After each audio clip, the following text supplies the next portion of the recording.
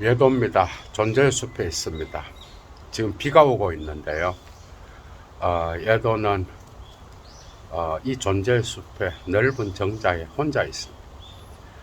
지금부터 오랜만에 키에르케고르에 대한 강좌를 한 편 엽니다.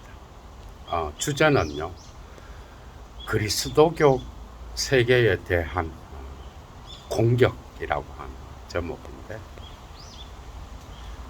예도는 네 번째 강좌입니다. 키에르케고르에 대한 강좌가 처음 한 게 본질과 실존에 대한 걸 다뤘고요. 두 번째는 불안의 개념, 세 번째가 죽음에 이르는 병, 오늘이 그리스도교 세계를 향한 공격이라고 하는 주제인데요. 오늘 진정한 신앙이 무엇인지, 특히 일반인들에게도 중요하겠지만 특히 그리스도교에 대한 신앙을 가진 사람들에게 오늘 강좌는 또한 폭발적인 거죠. 다이너마이트와 같은 엄청난 힘을 느낄 수 있는 강좌가 될 겁니다. 그러나 예도는 신학자가 아니라, 그리고 성직자도 아니고, 그죠? 신학자도 아니고 철학자로서, 고전으로서 이 키에르케고르의 작품을 다루면서 또 예도 특유의 독특한 방식으로 왔다 갔다 하면서, 그죠? 사유를 전개해 나가는데요. 여러분들 아주 재미있는 시간이 될 겁니다. 여러분. 키에르케고르는 긴 인생을 살지 못했습니다. 그 당시의 나이로도 1813년 덴마크의 코펜하겐에서 태어나서, 그죠? 1855년도에 사망을 하게 되니까 상당히 짧은 인생, 우리 한국 나이로는 43세에, 그죠? 세상을 떠나게 되는데, 상당히 종교적 우울증을 앓았을 정도로 어릴 때부터 엄격한 루터교 신앙을 가졌던 아버지 아래에서 자랐습니다. 그래서 어렸을 때부터 그리스도교에 대한 진리와 접하고요. 그리고 성직자가 되려고 그랬어요. 아버지의 어떤 소원에 따라서. 그래서 코펜하겐에서 신학부에, 그죠? 입학하고 공부를 하게 되고, 결국은 그는 석사 논문은 철학을 쓰게 되는데 제목이 웃겨. 그러니까 소크라테스를 중심으로 한 아이러니의 개념인데, 결국 이것은 너 자신을 알라라. 그리고 여기에 해결 철학을 덧붙여서, 그죠? 소크라테스의 너 자신을 알라라고 하는 이 절대적 자기 부정을, 그죠? 해결의 종합의 철학에 대항하는 개념으로 일평생을, 그죠? 너 자신을 알라, 너 자신을 발견해 라고 하는 주제로 초기부터 말기까지, 그죠? 자기의 철학을 전개하게 됩니다. 일평생을 해결에 대항하면서 자기 철학을 했다고 해도 과언이 아니에요. 이것은 사실은, 그죠? 여러분들이 이런 것들은 어디 위키 사전에서 발견하기 어려울 거예요. 이미 예도가 키에르케고르의 사유를 이해하기 위한 첫 번째 본질과 실존 개념에서 많이 이야기했는데, 키에르케고르는 레기나 올센과의 파혼을 하고 또 결혼을 하려고 하고 파혼을 했던 그 시점에 독일로 가게 돼요. 베를린에서 특히 후기 셀링을 만나게 돼요. 이게 결정적인 거예요. 그렇지 않았다 그러면 그는 그렇게 깊은 해겔과의 대결을 할 수 없었다라는 거예요. 후기 셀링이 해겔을 비판하면서 나중에 실존주의자가 됩니다. 이 시기에 그는 쉘링으로부터 엄청난 철학을 또 배우게 돼요. 그게 이제 핵심이 되는 거예요. 그러니까 자기가 덴마크에 있을 때 신학과 철학을 공부하면서 소크라테스의 너 자신을 알라라고 하는 이것을 베를린에 가서 후기 쉘링을 만나면서 엄청난 그죠 집중력을 갖고 사유를 전개하게 되는데, 이 시기에 해겔과의 그죠 깊은 대결을 생각하고, 그의 실존 개념은 여러분들이 알고 있는 엑시스텐츠 개념이 아닌가요? 그의 실존 개념은요, 철저히 해겔의 본질 철학에 대한 저항으로 나타난 실존이에요. 이해가 되죠? 그러니까 그의 실존은 뭐예요? 철저하게 질적 변증법을 의미하는 크발리타티브 디알렉틱을 의미하는 거고, 해겔은 유한과 무한을 종합하잖아요. 쥔테제의 철학이라고. 그런데 키에르케고르는 유한과 무한은 없다는, 유한과 무한의 종합은 불가능하다는 거예요. 진정한 인간의 삶에서는 이런 종합을 볼 수 없다라는 거예요. 인간은 유한한 존재고 신은 영원하고 무한한 존재로서 질적 차이가 있는 존재예요. 이 차이를 인간은 자기의 유한성 안에서, 자기의 실존 안에서 자기를 보게 된다. 그러니까 그의 실존 개념은 해겔의 그죠 본질 철학을 이해해야만이 이해될 수 있는 유한과 무한의 변증법적 종합, 양적 종합은 불가능하다는 거예요. 여기에서 키에르케고르의 핵심적 개념이 나타나. 레기나 올센과의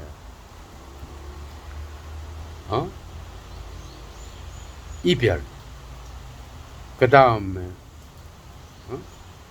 종교적 우울증을 통하여 나타나는 윤리적 삶에 대한 회의, 그리고 그는 젊은 시절에 또한 심미적 단계로서의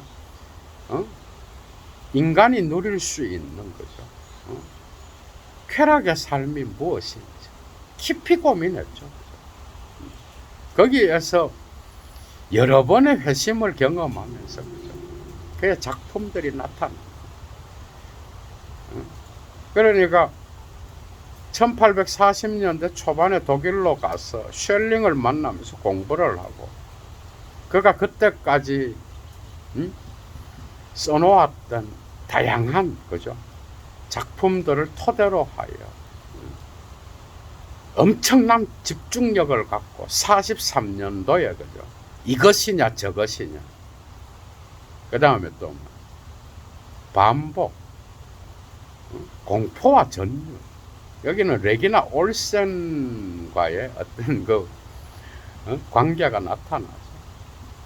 신의 힘을 빌려서 다시 그녀가 돌아올 것 같은 그런 느낌을 주는 작품들이 나타나요. 이건 이 초기 작품들은 다 해겔과의 대결입니다. 그러니까 질적 변증법, 이거는 해겔의 관점에서 보면은 또 그렇지가 않아요. 이거는 키에르케고르 자신이 이야기하는 거예요. 자기의 철학은 질적 변증법을 이야기하고 해결은 양적 변증법을 이야기합니다. 유한과 무한은, 인간과 신은 결코 해결의 그러한 변증법적 지향을 통하여 종합될 수 없다라는. 다시 말하면 신은 무한하고 인간은 유한한 존재라. 시공간의 제약을 받는 존재. 그래서 해결의 본질로부터 인간의 실존은 무한하게 떨어져 있다. 그러니까 질적 변증법은 뭐예요? 단절을 의미하는 거야.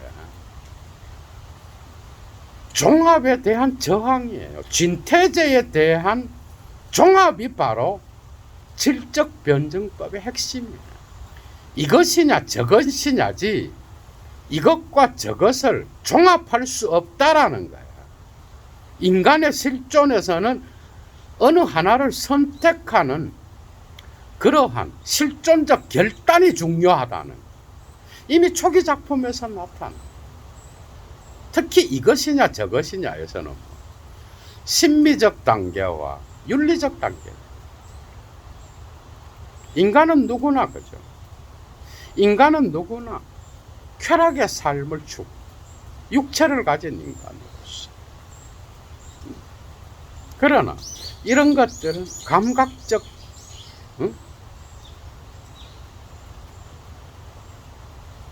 직관에 의존하기 때문에 일시적일 수밖에 없는, 감각적 쾌락은 오래가지 않아.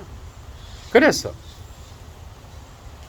인간은 심미적 단계에 만족할 수 없는, 심미적 단계에서는 자기를 알 수 없는, 자기를 찾을 수 없는.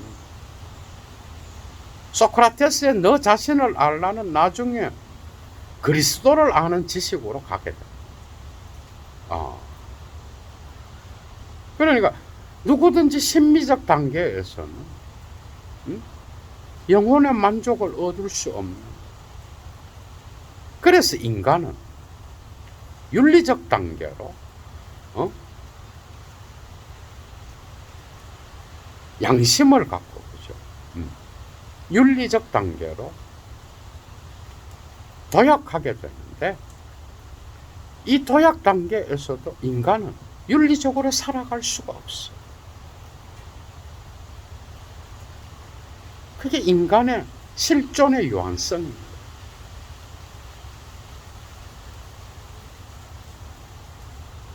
아무리 윤리적으로 살려고 해도 인간은 한계를 느끼는 거예요. 자기의 양심에 따라 살려고 해도 인간은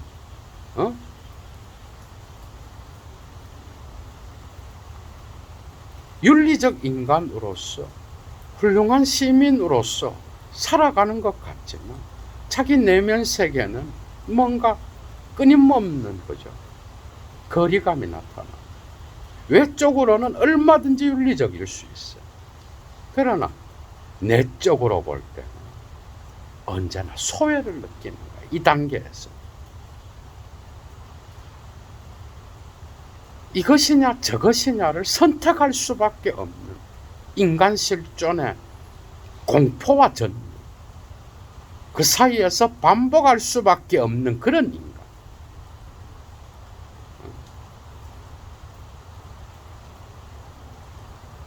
그래서 그는 1844년도에 불안의 개념을 저술하고요.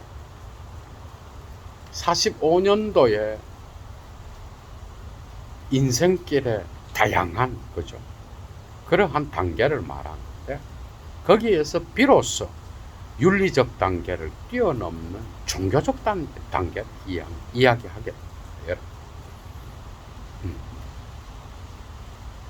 그러니까 심미적 단계에서 질적 도약을 통하여 윤리적 단계로 가고, 여기에서도 끊임없는 자기 소외를 경험하는 인간은 자기의 이성적 양심을 갖고는 자기 실존에, 그죠, 자기 자신을 발견할 수 있는 삶을 살아갈 수 없는 결국 질적 도약을 통하여 종교적 단계에 도달하게 된다.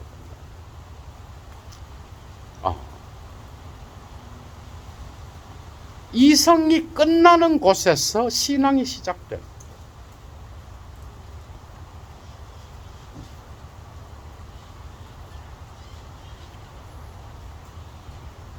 이 불가능의 가능성, 결코 인간의 모습을 갖고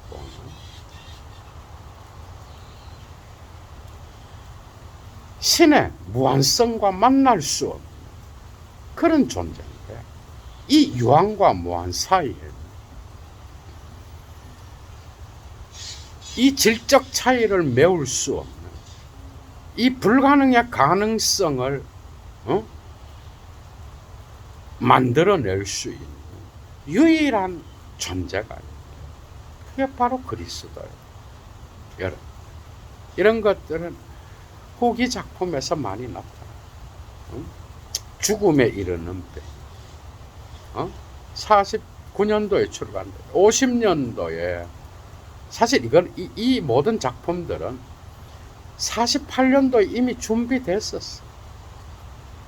그리고 그리스도교의 훈련이라고 한 50년도에 출간된 작품에서 그리스도교를 막 공격하기 시작. 요 얘기를 하려고 여기까지 온 거예요, 여러분. 그런데 사실은 그가 익명으로 많은 저수를 내는데요, 이 그리스도교의 훈련도 1년 이상을 기다려서 가명으로 내게 돼요. 그런데 이것이 나중에 탄로 나서 그리스도교에 대한 공격을 더 신랄하게 하게 되는데, 그게 바로 그리스도교 세계에 대한 공격이야. 이거는 나중에 신문에 기고하게 되는데, 핵심은 이겁니다.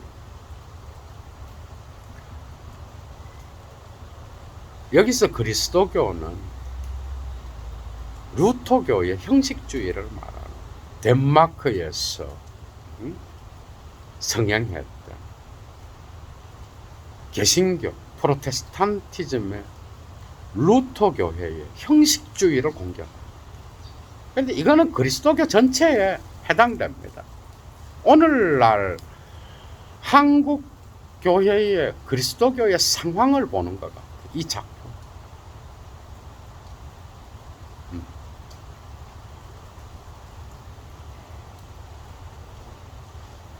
사람들이 교회에 왜 나가느냐? 품위 유지를 위하여 나간다. 수다를 떤다. 마치 하이데거의 호기심, 잡담, 애매성을 연상시키는 그러한 오늘날 교인들의 모습, 그리스도교의 모습, 교회의 모습을 여지없이 까발려요. 신앙을 잃어버리고 성서에 나타나는 그리스도의 길을 잃어버리고, 그리고 그리스도를 찬미하는 것으로 신앙을 바꾸어버리고, 그리스도의 순환과 비천한 그리스도의 모습에 대해서는 무관심하면서 그리스도를 찬양함으로써 면죄부를 얻고 영광의 신학으로서, 신앙은 뭐냐? 그리스도의 모습을 닮아가는, 그리스도의 동시성을 회복하는 거예요. 이게 제일 중요합니다. 신앙은 뭐냐? 내가 단지 그리스도를 이성적으로 아는 데 있는 게 아니야. 그리스도를 안다는 게 뭐야? 그거는 그와 동시성을 회복하는 거예요. 신앙은 키에르케고르가 살았던 그 당시 그리스도와의 1800년의 시간을 동시적으로 만든, 그리스도는 1800년 전, 오늘날로 보면 2000년 전에 살았던 인물이 아니라 지금 여기에 나와 함께 살아. 그리스도를 따른다는 것은 뭐냐? 그리스도의 삶을 따라 산다는 것. 그런데 그 당시에 그리스도교의 성직자들과 교인들의 모습은 완전히 이걸로부터 거리가 먼, 그리스도를 미학화하고 영광의 신학을 따르고, 좋은 옷을 입고 자기의 부를 자랑하고 명예를 추구하고, 그러나 성서에 나타나는 그리스도와의 동일시, 삶에서의 동일시는 잃어버려. 하나의 그리스도를 장식품으로 이용하는, 그래서 잡담, 호기심, 애매성, 그래서 교회에 가서 수다나 떨고 명예와 부를 추구하고, 예를 들면 부르주아의 삶의 하나의 장식품으로 그리스도를 이용하는 이런 성직자들과 그리스도 교인들의 모습을 개탄하면서 공격하는 거예요. 설교도 왜 힘이 없느냐? 그리스도교의 어떤 그러한 성직자들의 설교는 형식주의에 빠져서 교인들을 그리스도와 만나게 하기는커녕 오히려 마치 제3자가 되어서 그리스도를 설명하는 듯, 그리스도의 동시성을 회복하는 게 아니라 그리스도를 하나의 종교적 대상으로 만들어서 그를 찬미하게 만드는 이런 성직자들의 썩어 빠진 그러한 설교를 또 비판해. 잡담이나 수다로 변해버린, 장식품으로 변해버린, 그리스도의 미학화를 통하여 영광의 신학으로 변해버린 그 당시에 그리스도교를 개탄하는 작품이, 그죠? 바로 키에르케고르의 그리스도교의 훈련이라죠.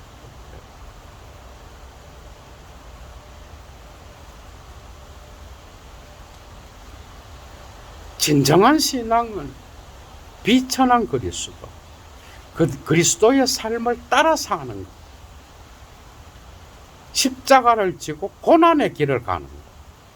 그런데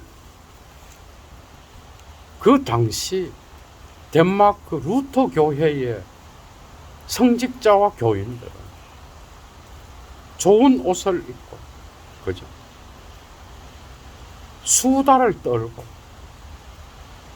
어디를 봐도 그리스도의 모습과는 하나도 닮지 않는 그런 걸 추구하고, 현세의 지복에 빠져서 그런 걸 신앙이라고 생각하고,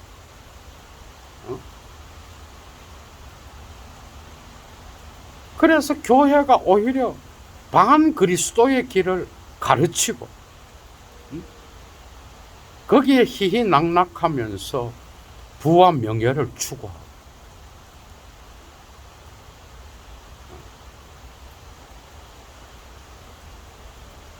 그런 모습을 보고 키에르케고르는 구역질을 느끼지 않았겠어요. 그리스도와의 동시성이 바로 신앙인데, 신앙은 그리스도로 돌아가는 길이요, 십자가의 길, 고난의 길을 거부하지 않고 이 땅에서 어떤 부와 명예도 추구하지 않고 오히려 보상은커녕 이 땅에서 십자가로 마지막 길을 장식했던 그 그리스도를 닮기는커녕 거부하는 그 당시에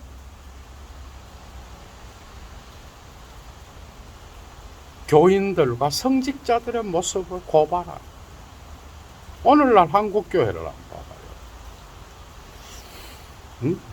믿는다고 하면서 오만 잡담과 수다에 빠져서 부와 명예를 추구하고 취미생활로 모이고, 그죠? 거기에서 자기 자신의 우월감을 드러내고 좋은 옷을 입고, 그죠? 가식적이고,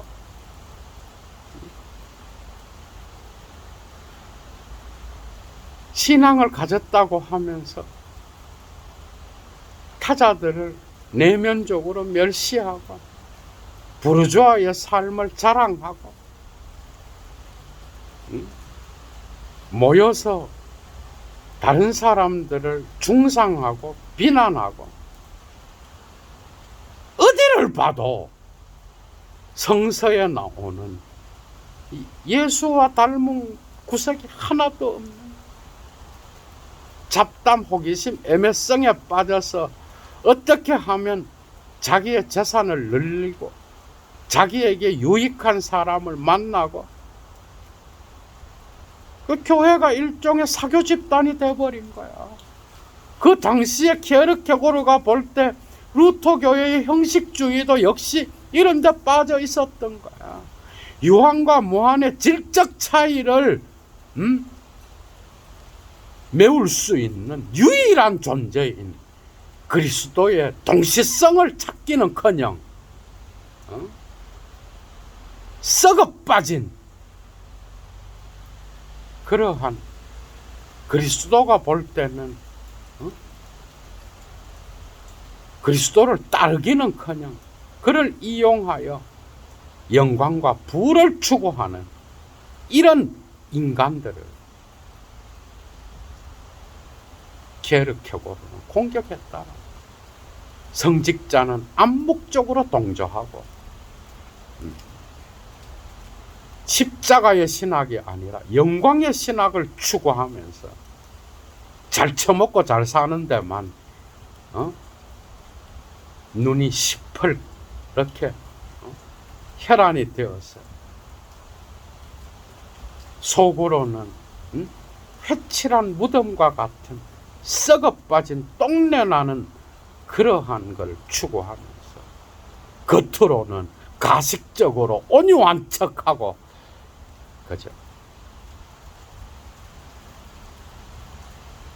이런 게 바로 그리스도가 가장 싫어하는 모습이에요. 그러면서도 자기는 가장 신앙이 좋다고 말하는 이런 가식적인, 내면은 썩어 빠진 오만과 현세적인 욕심으로 가득 찬 새끼들이 겉으로는 좋은 옷을 입고 겉으로는, 그죠? 예수를 믿는다고 지랄을 떨었다. 얼마나 기가 막혀. 연약한 그리스도. 이 보네퍼를 보는 것 같아요. 이 작품도. 여러분 한번 시간 되면 읽어보셔요. 그리스도의 동시성을 따른다는 것, 자기를 부인하고 십자가의 길을 가는 것, 비천한 그리스도, 연약한 그리스도를 사랑하는 것, 이 땅에서의 부와 명예를 추구하는 게 아니라 고난의 길을 따라가는 거예요. 오히려 보상을 이 땅에서 받기는커녕 그 마지막이 십자가로 종결되는 삶인 거예요. 그게 바로 성서가 알려주는 신앙의 길인 거야. 거기에서 자기 자신을, 진정한 자기를 발견하는 길인 거야. 자기 부인의 길을 가르치지 않는다는 거야, 교회가.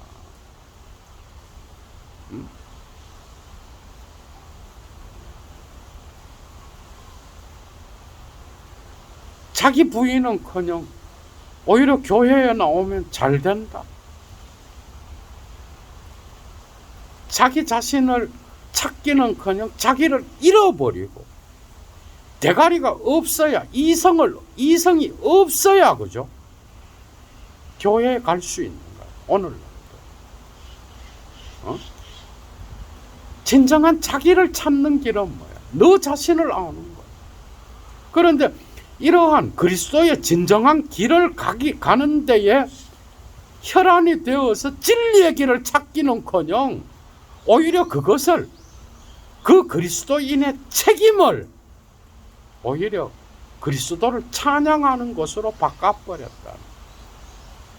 이런 것들은 몰트만의 십자가에 달린 하느님에도 엄청난 영향을 미쳤죠. 실천적 삶이 없는 거예요.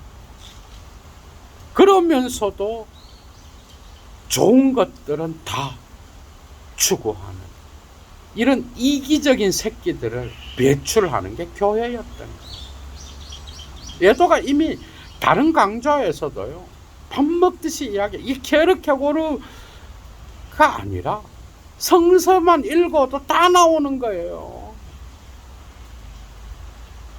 이 강좌와 더불어서 여러분들 예도가 했던 오늘날의 훌륭한 성직자란이라고 하는 강좌가 있어요. 꼭 참조하셔야 돼요. 그리스도와 동시성을 잃어버리고 예수를 믿는다. 그리스도 교인이다. 지랄 떨지 말라는 거야. 다 거짓말이라. 응? 세속적인 어떤 그러한 보상을 추구하면서 비천한 그리스도는 가르치지 않는다.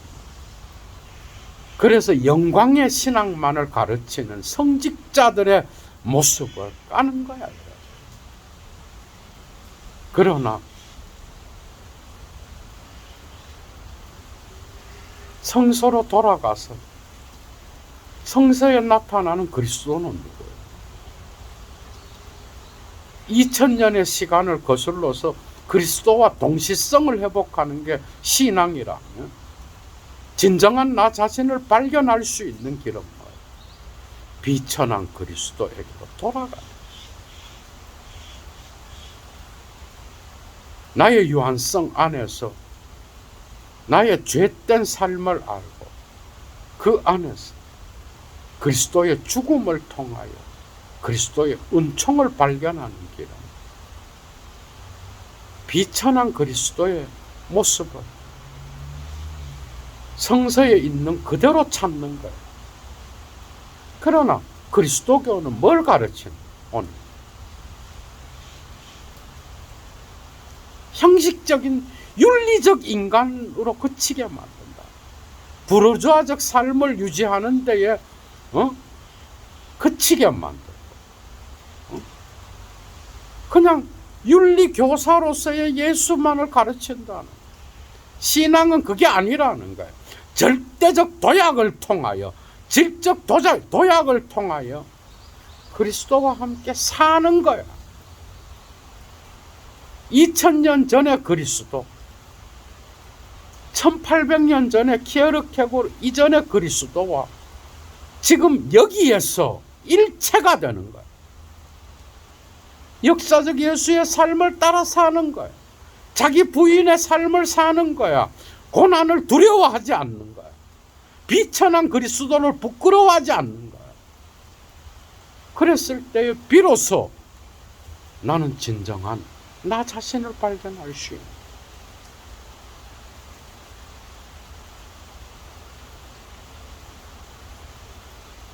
그런데 교회는 그렇지, 그런 걸 가르치지 않아. 그 얼마나 개탄스럽겠어, 케르케고르가. 그죠? 응? 성서와 일치되지 않는 그런 삶을 용인하면서 그리스도의 삶과 일치되지 않는 그런 삶을 추구하면서 자기 삶은 온갖 이기주의로 똘똘 뭉친 그런 인간이면서 자기가 예수를 믿는다. 얼마나 웃기는 거야. 오늘날도 적용되는 거예요. 온갖 수다, 온갖 수다를 떨면서 교회에 다니면서도 온갖 이기적인 짓거리는 다 하면서도, 그죠? 세상에서 제일 이기적인 인간은 교회 가면 볼 수 있다는 말도 있어요. 니체가 오죽하면은, 그죠? 순수한 공기, 깨끗한 공기를 마시려거든 교회에 가지 말라 그랬겠어요, 여러분. 사실 언젠가 여도가 니체와 키에르케고르와 비슷한 면을 한번 강의를 하고, 이런 제도, 헤겔의 체계와 같은 제도화된 세계를 공격하기 위해서는, 그죠, 가장 강력한 게 뭔지 알아? 시인이 돼야 돼. 그래서 니체는 신죽음을 이야기할 때 즐거운 학문에서 시인이 됐어요. 광인이 됐어. 키에르케고르 역시 기존 질서의 어떤 타협한 교회의 모습을 공격할 때 그는 시인이 됐어요, 여러분.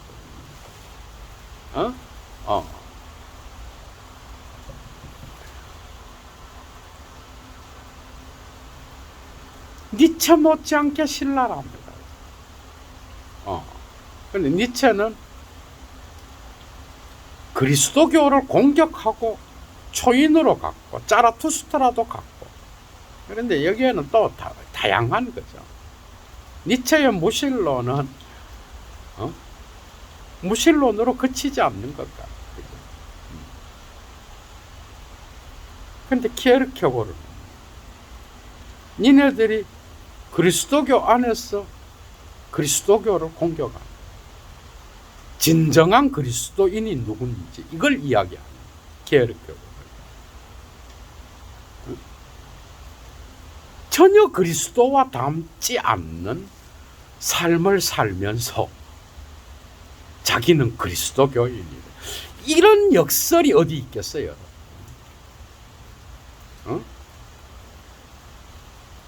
목사의 가식적인 모습, 겉으로는 온유하면서도 속으로는 온갖 명예욕과 재물욕에 빠져 있는 인간, 속으로는 온갖 가식적으로 교만하면서도 겉으로는 온유한 모습을 내는 이 예수가 바리새인들을 비판할 때에 적용되는 거야. 이런 그리스도교의 모습을 니체는, 그죠, 냄새로 비판해버려. 도덕의 개박 제1논문에서 악취가 난다, 악취가 난다. 얼마나 더러워요, 여러분. 그게 성직자의 모습만 그래요. 교인들의 모습도 똑같아.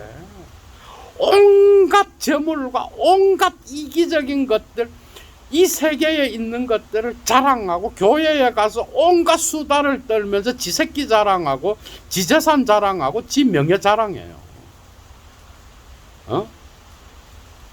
그러면서도 지가 그리스도인이래. 그게 얼마나 웃기냐는 거야. 이러한 모순, 이런 역설, 구역질이 나지 않겠어요?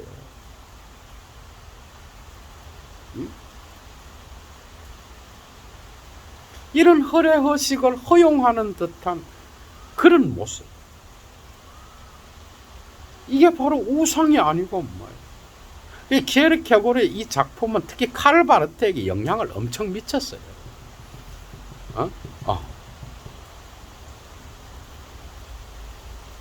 이런 더러운 모습 자체가 바로 우상숭배라는 거예요. 그게 교회가 뭐예요? 반그리스도를 가르치는 회칠한 무덤인 거예요. 이건 니체에게 적용되는 거예요. 교회가 신을 죽였다 그러거든요. 교회가. 교회가 신의 무덤이 아니고 무엇이겠는가 이래요. 신은 죽었다고 하는 그 즐거운 학문 125절에서. 그러니까 깨끗한 공기를 마시려거든 교회에 가지 말라 그래요. 왜? 거기는 온갖 이기적인 새끼들이 다 모여 있는. 여러분, 자기밖에 몰라요. 이런 인간들을 허용하는 게 성직자야. 그 게르 격오르가 가장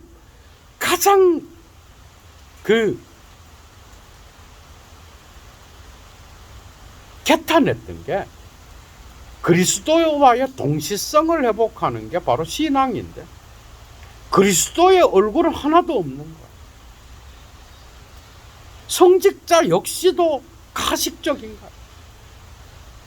설교에서 그러니까 전혀 힘을 발휘할 수 없는 거야. 지금 여기에 그리스도를 불러내서 교인들과 만나게 하고 현존하는 그리스도를 따라가게 만들어야 되는데 설교가 왜 힘이 없느냐? 지도 못 사는 거야. 삶에 힘이 없는 거야.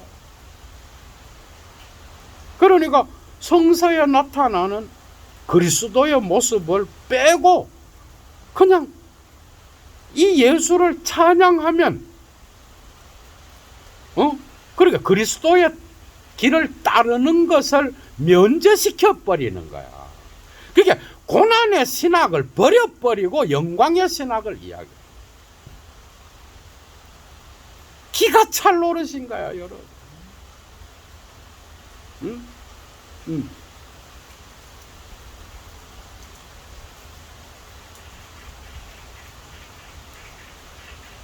그런데 과연 그 시대든 이 시대든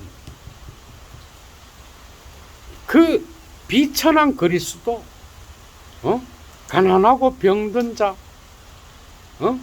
그 다음에 그 갈릴리 청년 예수를 전했을 때에 누가 좋아하겠어? 아, 예수는 신이다. 이래야 좋아한다고. 아, 기도하면 복을 주고 기도하면 네 소원을 다 들어줘. 이래야 된다고. 이해가 돼요? 그러니까 그런 그리스도를 잘 팔린다는 거야. 성서와 관계없어요. 약장사지, 약장사. 그러니까 성직자가 더 나쁜 거야. 교인들한테 가짜 예수를 팔아쳐먹는 거예요. 마음에 평안을 주고 위로를 주고 이런 걸 까는 거야. 게르케고르도 위안의 종교로 끝나버려요. 그런데 성서를 읽어보면 뭐야? 예수는 위로로 끝나는 존재가 아니에요. 다 뒤집어버려요, 다. 평화와 위로를 준대. 참 웃기는 거지, 그지? 성서를 읽어봐. 어디 평안과 위로로 끝나요, 예수가? 니네들은 내 말에 걸려 넘어지지 않게 조심해라, 이랬어요. 니네 집안 식구가 곧 뭐야? 원수라 그랬고요. 내가 평화를 주러 온 줄 아느냐? 하이. 이런 것들이 다 교회가, 성직자들이 예수를 다 왜곡시킨 거야. 고난의 십자가의 길, 그리스도를 따르는 걸 가르친다. 그럼 누가 교회가 오늘날? 그 당시에도 그랬다는 거야. 그게 성직자들이 성서에 나오는 예수를 가르치지 못하는 거야. 이해가 되죠? 그래서 위로를 주는, 안식을 주는 이런 그리스도교, 이 썩어 빠진 그리스도교를 향하여 게르케고르가 공격을 했다. 미학적 안일주의에 빠져 있고 평안주의에 빠져 있는 이런 그리스도교, 아무런 힘을 발휘하지 못하는. 그래서 응? 그 당시에 부르주아 문화와 타협한 그 그리스도,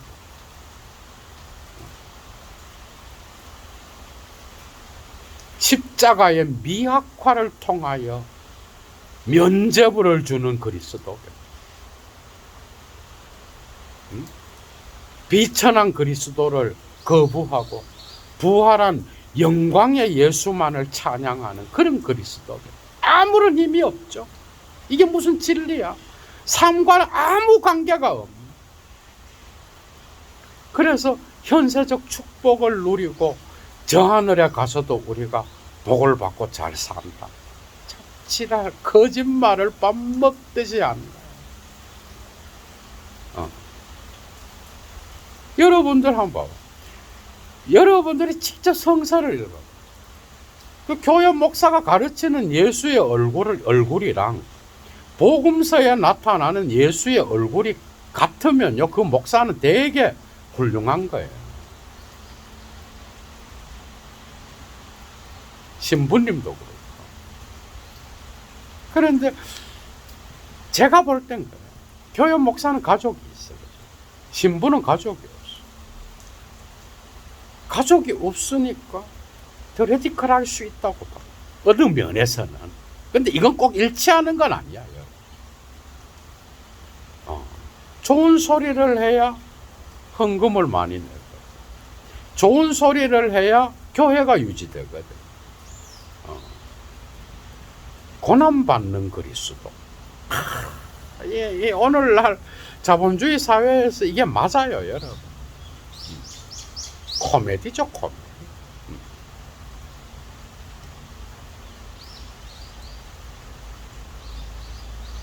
오히려 교회에서 가르치는 예수의 얼굴을 버려야 성서의 예수의 얼굴이 더 잘 드러날 수 있어요.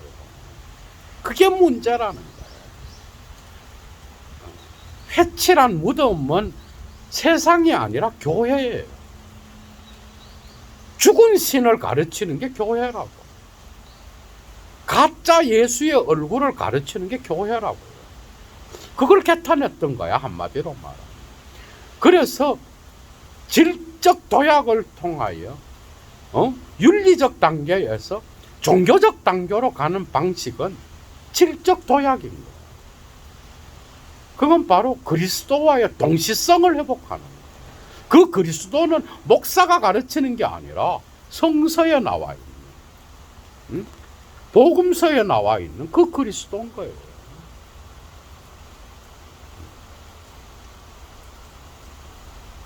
이해가 되죠. 그래서 거품을 물고 게르케고르가 그리스도교의 훈련과 그리스도교 세계를 향한 공격 기고문들에서 거품을 물고 제도교회와 싸웠던 거야, 여러분.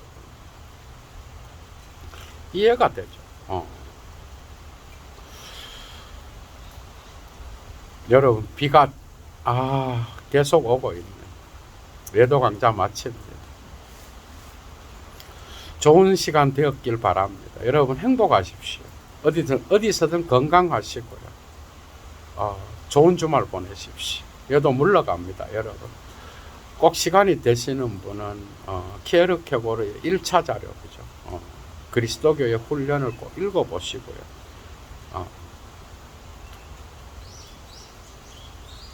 또 다른 키에르케고르의 작품들도 시간이 되시면 한번 읽어보셔요. 얘도 4번째 키에르케고르에 대한 강좌였습니다. 좋아요 잊지 마시고요. 도움되신 분들.